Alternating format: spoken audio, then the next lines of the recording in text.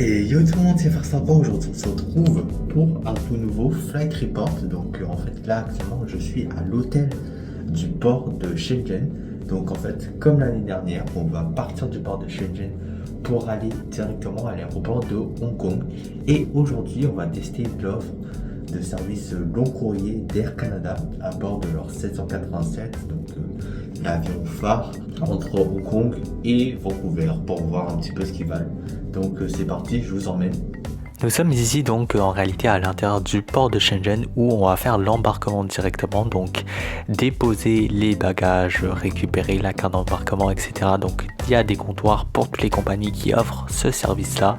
Donc vous pouvez voir les comptoirs d'Air Canada et puis on va pouvoir se diriger donc directement vers le bateau, vers le port pour aller directement, comme j'ai dit, dans l'aéroport. Et puis comme je vous ai déjà montré tout ce processus l'année dernière, on va sauter directement quand j'entre dans l'aéroport d'Hong Kong. Donc voici, vous pouvez voir, donc là on va passer la sécurité. Donc là déjà on est de l'autre côté de la rive, petite sécurité plutôt normale. Et là, on va descendre des escaliers pour prendre un espèce de petit train pour se rendre vraiment dans l'aéroport, même si présentement, on est déjà dans la section Hong Kong. Les vols du jour et puis le train qui arrive déjà. Si ça vous intéresse de vraiment comprendre le processus du port, du bateau, tout ça, je vous invite à voir cette vidéo que je vous mets en haut à droite. Mais nous, pour l'instant, pour aujourd'hui, on entre directement dans l'aéroport de Hong Kong. Comme vous voyez, très grand, très spacieux, vraiment gigantesque. Aujourd'hui, notre vol se trouve sur la section gauche. Donc voilà, on se dirige. Vous pouvez voir qu'il est encore en travaux. Ce petit avion Malaysia Airlines avec la livrée classique, voilà, quand même très sympa. Et puis on va se diriger donc vers notre porte qui est juste à côté, juste de l'autre côté de cette passerelle géante que vous pouvez voir à droite. Notre avion Air Canada. Donc voici notre porte, la 24, et vous pouvez voir que il est stationné juste ici, ce 787 Dreamliner. Le voici sous d'autres angles. Donc voilà, il a encore l'ancienne livrée, donc un peu bleu givré comme ça, que certains aiment beaucoup. Et donc là directement on va commencer l'embarquement. Vous pouvez voir que c'est bien le vol pour Vancouver. La passerelle, tout ça je passe en accéléré parce que c'est pas la partie la plus intéressante. Vous pouvez voir jet bridge ouvert quand même, on peut bien voir l'avion, c'est sympa. L'embarquement qui prend un petit peu de temps, un petit peu de congestion dans la passerelle, mais voilà, la porte et l'entrée dans l'avion avec la classe Premium Eco et puis la classe économique. Moi je serai assis en 27K pour aujourd'hui. Passons à la présentation du siège tout d'abord. Repose-tête ajustable en hauteur et sur les côtés comme d'habitude, plutôt mou, plus mou que d'habitude je trouve. Un petit coussin, la couverture comme d'habitude, vol au courrier, hein. La fenêtre Dreamliner classique. Et puis pour l'avant du siège, donc on a un écran plutôt petit. Pour un avion récent comme ça, l'écran est non ajustable. On a une table qui est rétractable mais pas pliable, contrairement à ce qu'on retrouve d'habitude quasiment. Un port pour chaque deux sièges et le toit, donc classique. Le legroom, franchement, il est pas ouf. Ça commence à être très serré pour un vol long comme ça. La notice de sécurité, comme vous pouvez la voir sur les deux côtés. Et ensuite je vous montre le magazine Bistro, donc le Buy on Board Air Canada, mais qui ne sert à rien pour ce vol vu que les repas sont offerts gratuitement. C'est surtout parce que cet avion fait aussi des rotations intérieures. Donc on commence le pushback et la vidéo est en accéléré bien sûr. On peut voir ce gigantesque aéroport de Hong Kong, principalement dominé par Cathay Pacific qui sont bien évidemment à domicile. Je vous montre la vidéo de sécurité.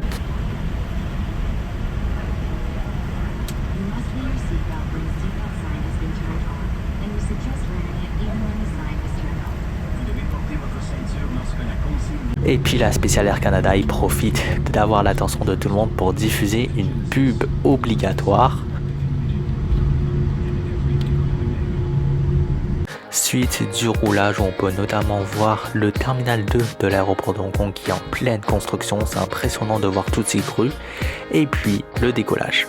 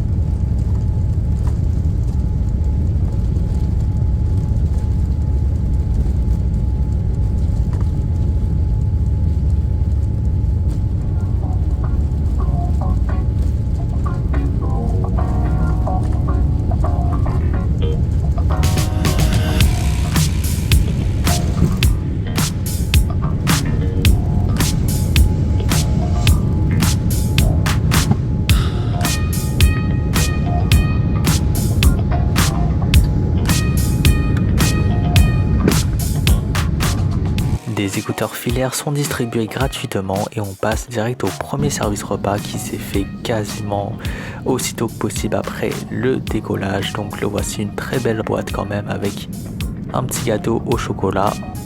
Le repas principal, riz, pommes de terre, légumes, salade de concombre, salade de pois et tomates, du pain, du beurre, une bouteille d'eau, des ustensiles plastiques, alors Air Canada, et enfin une pub pour leur Wi-Fi à bord.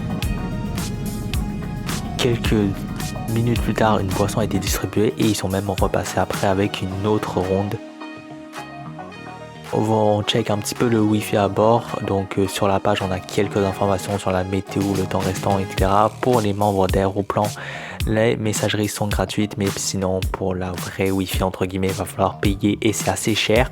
Et puis donc sur ce, on va pouvoir voir le système d'IFE qui est très complet, très réactif, même si comme je vous l'ai dit, l'écran est plutôt petit je trouve. Tout d'abord, on peut aller voir la section nourriture, donc c'est pas tant de la nourriture à acheter, mais plutôt juste une présentation du menu à bord et de toutes les offres de boissons qu'ils proposent à bord. Donc voilà. Ensuite, on va aller voir les achats, les magasinages, les produits duty free qu'ils proposent. Aussi, on a des informations sur la ville d'arrivée Vancouver. Dans ce cas-ci, des audiobooks, une collab avec Apple TV, la carte que je vais vous montrer plus tard et donc la Wi-Fi que je vous ai déjà montré. Maintenant, allons voir les films. Donc, gardez en tête que j'ai fait ce vol en août 2024. Donc, c'est sûr que c'est pas les films les plus récents, mais pour l'époque, c'était quand même bien. Ensuite, les émissions télé.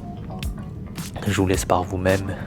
C'est sûr que quand même, je trouve que le choix n'est pas impressionnant, mais ça fait très bien le travail. Les sections musique, donc ça vaut ce que ça vaut comme d'habitude.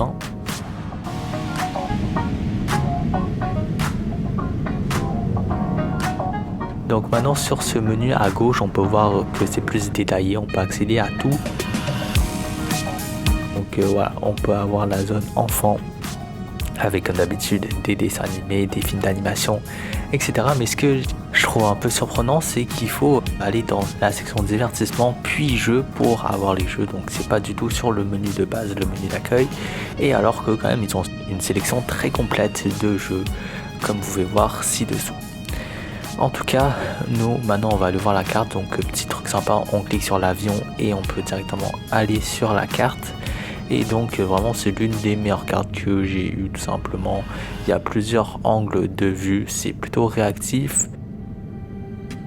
On a une section là qui présente toutes les destinations qu'offre Air Canada, des informations sur le vol et ma section préférée donc qui comme je l'ai dit montre toutes les destinations mais aussi qui montre donc Air Canada propose quel vol à partir de quel hub et qui propose même de voir combien de vols il y a par semaine, par jour, même quel modèle d'avion c'est, donc vraiment très intéressant pour les avgeeks.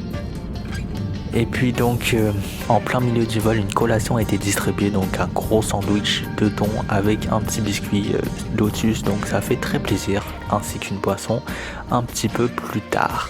Le mood lighting en mode nuit très sympa et on va faire un petit tour aux toilettes. très classique, mais le papier peint est sympa et le moonlighting aussi plutôt bien en rapport avec le style Air Canada. Et donc à l'approche de Vancouver, le deuxième repas complet a été servi. Encore une fois, un très beau plateau, très complet, avec des fruits, du pain, des ustensiles, du beurre, de la confiture, de fraises, voilà. Une bouteille d'eau et je vous montre le plat principal, donc des œufs, une grosse tomate, du jambon et un hash brown. Un peu plus tard, encore une fois, c'est la boisson qui a été distribuée alors que j'avais quasiment fini le repas. Et sur cette très belle vue, on peut commencer l'atterrissage.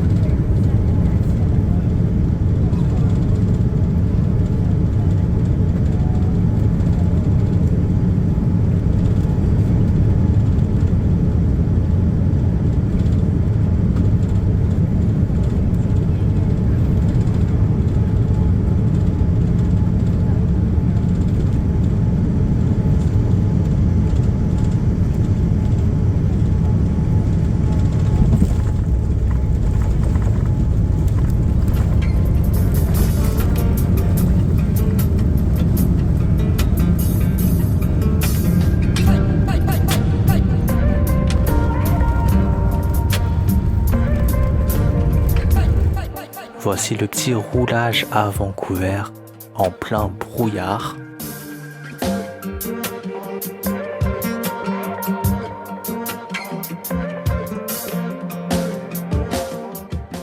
Et voici maintenant la descente de l'avion, donc je vais débriefer un peu le vol en même temps de commenter l'aéroport de Vancouver. Franchement, moi j'ai énormément aimé le vol, le repas était bon, l'IFE était complet même si un peu petit. Donc l'aéroport de Vancouver, bon, vu que forcément on est un flux international, on est séparé bien sûr des autres passagers, il faut passer par la douane. Donc on passe par cette passerelle vitrée en haut de l'aéroport. Sinon pour le vol, comme j'ai dit, voilà, le siège confortable, mais le legroom comme j'ai dit très petit. Et puis c'est une cabine qui commence un peu à vieillir pour du 787, hein, mine de rien. Comme je vous l'ai dit, si vous voulez en savoir plus sur le port, allez voir la vidéo sur le vol de Cathay Pacific. Mais sinon c'est un vol qui correspond aux normes. Et ici vous me voyez arriver dans la section douane de l'aéroport de Vancouver, qui est plutôt jolie avec toutes ces peintures et œuvres artistiques. Donc nous on se dit à très bientôt pour de nouvelles vidéos. Salut tout le monde, c'était Farfapa, à plus à la prochaine, allez ciao.